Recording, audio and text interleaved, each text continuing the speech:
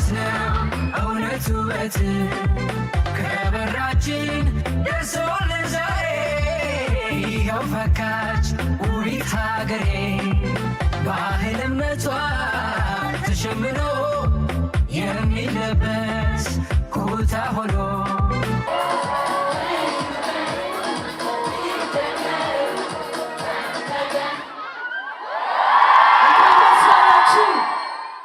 ከሁሉ አስቀድሜ ፈጣሪ አምላክ አግዞን እነኚህ ልጆች ህይወታቸው እንዲህ ተቀይሮ መልካቸው ተቀይሮ ተስፋቸው ለምልሞ ባህሪያቸው ተቀይሮ ጤንነታቸው ተመልሶ በዚህ ሁኔታ ማየት ስላስቻለን እጅግ አርገን እናመሰግናለን። ምስጋና ለፈጣሪ ይሁን።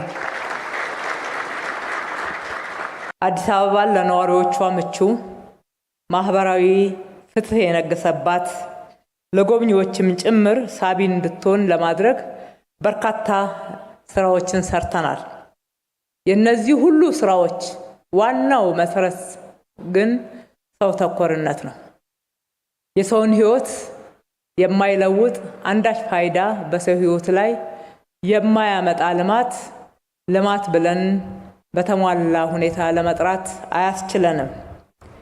አዲስ አበባን ትራንስፎርም ማድረጋችን ትርጉም የሚኖረውም የነዋሪዎችን ፍላጎት ማሟላት በዘላቂነት ተጠቃሚ ማድረግ የሚል እምነት አለውና በዚሁ መርህ መሰረት ተሰርተው በርከት ያሉ ፍሬዎችንም ማየት ጀምረናል። ማህበራዊ ፍትህን የማስፈር ራዕያችን በተግባር ለማህበራዊ ችግር የተጋለጡ ወገኖቻችንን አነስተኛ ገቢ ያላቸውና በተለያዩ የህይወት አጋጣሚ ምክንያቶች እድል ያጡ እህቶች፣ ወንድሞች፣ የተለያዩ ዜጎችን የታደገ ፍሬ ነው ማለት ይቻላል። ዛሬ የምንገኝበት የነገዋ የሴቶች ተሃድሶና ክህሎት ማበልጸጊያ ማዕከል የዚህ ትልቅ ፍሬ አንዱ ማሳያ ነው።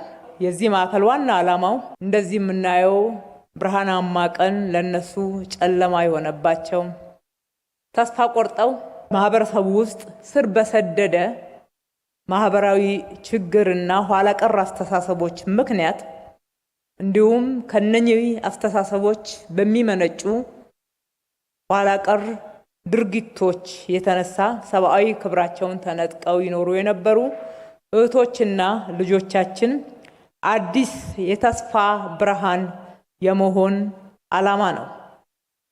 ክቡር ጠቅላይ ሚኒስትራችን ይህንም ማዕከል መርቀው በከፈቱልን ዕለት ከተናገሩት አንዱና ትልቁ ጉዳይ እዚህ ማዕከል ትልቁ ዓላማ ለሰውም ለፈጣሪ አምላክም የገባነውን ቃል የፈጸምንበት ከሌሎች ልማቶቻችን ሁሉ የሚልቅ ልማት በሚል ነው የገለጹት።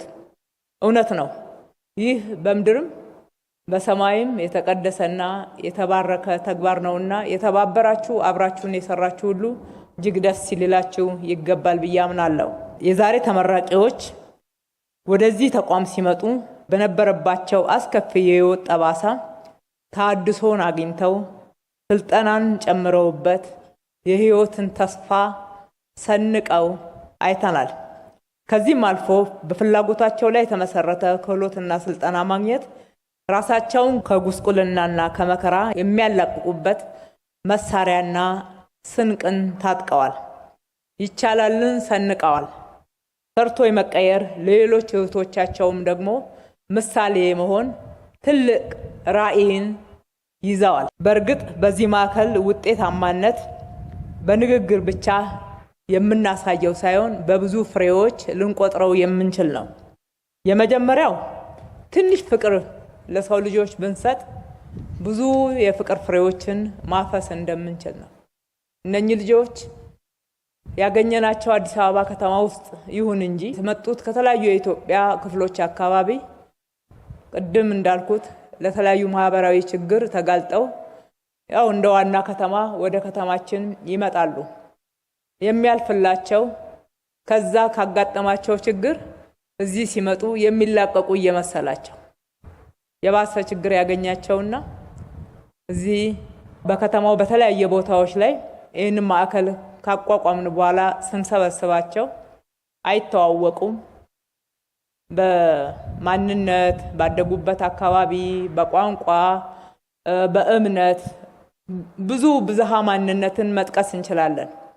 እዚህ ሲመጡ የመጀመሪያው ሳምንት ወይም ደግሞ የመጀመሪያው ወር እጅግ ከባድ ቢሆንም ከዛ በኋላ ግን እነሱ ጋር የምናየው ፍቅር ሰበርሳቸው እንዴት እንደሚዋደዱ አብሮ መኖርን፣ መደጋገፍን፣ መረዳዳትን፣ አንዳቸው ለሌላቸው ያላቸው በጎ አመለካከት እንዲሁም እንደነሱ አይነት ህይወት የነበራቸው ውጪ ላይ የሚያውቋቸውን እነሱ ምሳሌ ሆነው ከዚህ ወጥተው የሥራ ዕድል ፈጥረው ለነሱ ሌላ ዕድል ለመፍጠር ያላቸውን ጉጉትና ፍላጎት ስናይ ለሰው ልጅ ትንሽ ከሰጠን ብዙ ልናጭድ እንደምንችል ሰውን አይቀየርም ብሎ ማሰብ ደግሞ እጅግ የተሳሳተ አስተሳሰብ መሆኑን አይተንበታል።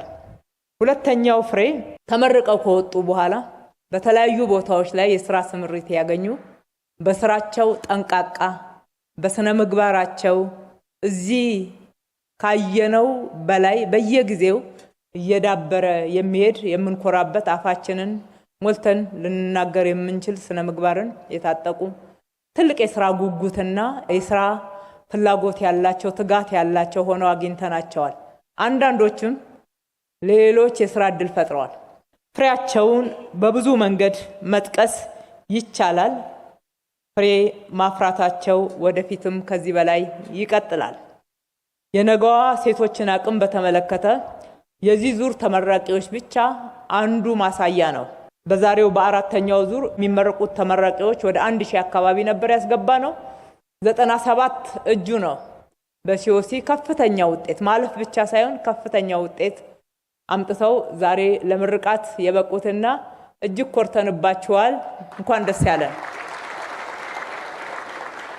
ይህ የሚያሳየን በአጭር ጊዜ እንደዚህ አይነት ለውጥ ማየት ለሰዎች እድልን መክፈት በተለይም ለሴቶች ሰፊ እድል ብንከፍት ከራሳቸው አልፈው ለቤተሰብ ለውጥ፣ ከቤተሰብ አልፈው ለማህበረሰብ ለውጥ፣ ከማህበረሰብ አልፈው ለሀገር ለውጥ ትልቅ መሰረት እንደሚሆኑ ነው። የዛሬ ተመራቂዎች በሙሉ የሥራ እድል አግኝታችኋል። እንኳን ደስ ያላችሁ። ለነኚህ ጀግና የሆኑ ብዙ አይቻልምን የተሻገሩ በፍጥነት በርካታ መሰናክልን ያሸነፉ ልጆች የሥራ እድል የፈጠራችሁና እነሱን የቀጠራችሁ ሁሉ በጣም እድለኞች ናቸው። የምትሰሩት ለነሱ ድጋፍ መስጠት ሳይሆን እነሱ እዚህ የገባባቸውን ሰርቶ የመቀየር እድልና ከፍተኛ እልህ ወደ ተግባር በሚቀይሩበት ሰዓት እናንተም ተጠቃሚ ናችሁ። ከነሱ ጋራ በመስራታችሁ ደግሞ መጀመሪያ ላይ እንዳልኩት በሰማይም በምድር ትልቅ ዋጋ አለው።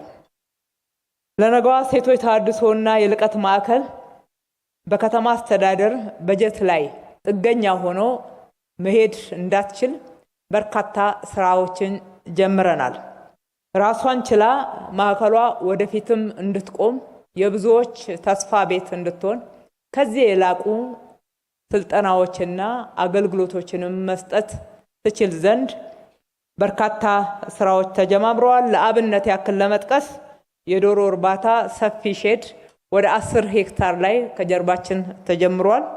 የዳቦ ፋብሪካ፣ የልብስ ስፌት ፋብሪካ፣ ከፊት ለፊት በኩል ደግሞ አንድ ትልቅ የሚከራይ ህንፃ እንዲሁም ተጨማሪ ውጥኖች አሉን። ገና እንሰራለን። ለሚቀጥለው ዙር የልጆች እናት የሆኑ እስከዛሬው በመናሰለጥነው 4ቱ ዙሮች ልንቀበላቸው እየወደድን ያልቻልን ለህፃናት የተለየ አማራጭ ባለማዘጋጀታችን እድል ጠቦባቸው የነበሩ እህቶቻችን ልጆቻችን ከሚቀጥለው ዙር ጀምረው የምንቀበልበት እድል ተፈጥሯል። እነሱንም እንኳን ደስ ያላችሁ ማለት እወዳለሁ።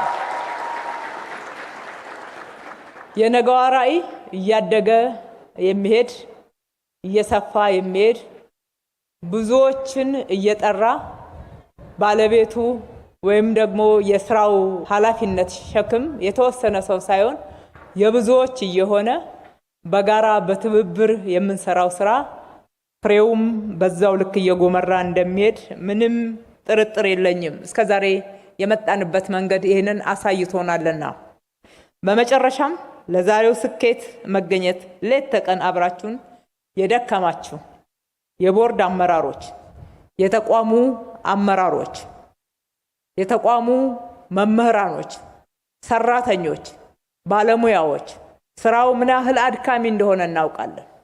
ራሳችሁን ሰጥታችኋል። በከተማ አስተዳደሩ ውስጥ በመናከናውነው የዕለት ዕለት አገልግሎት መስጫ ስራዎቻችን ብዙ ውጣ ውረዶችን እናውቃለን። በትክክል አለማገልገልን፣ በትክክል ማገልገልን፣ ከልብ መሰጠትንና ፍሬ ማፍራትን ግን በእናንተ እዚህ በልዩነት ተመልክተነዋልና በራሴም በእነኚህ ልጆች ስምም ከልቤ ላመሰግናችሁ እወዳለሁ። የረዳችሁን ባለድርሻ አካላት ለእናንተም ትልቅ ክብር ምስጋና ላቀርብላችሁ እወዳለሁ። የዛሬ ተመራቂዎች ዛሬ አዲስ ህይወት የምትጀምሩበት ምዕራፍና ቀን ላይ ትገኛላችሁ። የሥራ ህይወት መንገዱ አልጋ ባልጋ ይሆናል ብለን አንሸነግላችሁ። የተለያዩ ውጣ ውረዶች ሊያጋጥማችሁ ይችላል። እናንተ ግን ጠንካሮች ናችሁ። ሁል ጊዜ እንዳትረሷት። የትኛውም አይነት ችግር ቢያጋጥማችሁ ማለፍ የምትችሉ እዚህ በድራማ ስታሳዩን፣ በግጥማችሁ ስትገልጹ እንደነበረው፣ በስልጠና ሂደታችሁ ስትነግሩን እንደነበረው ሁሉ በስራ ህይወትም የትኛውም አይነት ችግር ቢያጋጥማችሁ ከእንግዲህ ወዳ ተስፋ መቁረጥ ላይ በር ዘግታችሁ ያንን ህይወት በፍጹም ወደ ኋላ ማየት የማይቻል እንደሆነ ቆርጣችሁ በተግባር አሳይታችሁናልና ሳትበገሩ የሚያስቸግራችሁንና የሚያጋጥማችሁን እንቅፋት ሁሉ ለማለፍ የቆረጣችሁ መሆናችሁን እስከ መጨረሻው ቀጥሉበት። የተማራችሁት ክህሎትና ያገኛችሁት ተሐድሶ ብርሃን ለእናንተ ብቻ ሳይሆን ለሀገር ጭምር የሚያበራ ነው። በጀመራችሁት አዲስ ጉዞ ውጤታማና አሸናፊዎች እንድትሆኑ ከልቤ እመኛለሁ።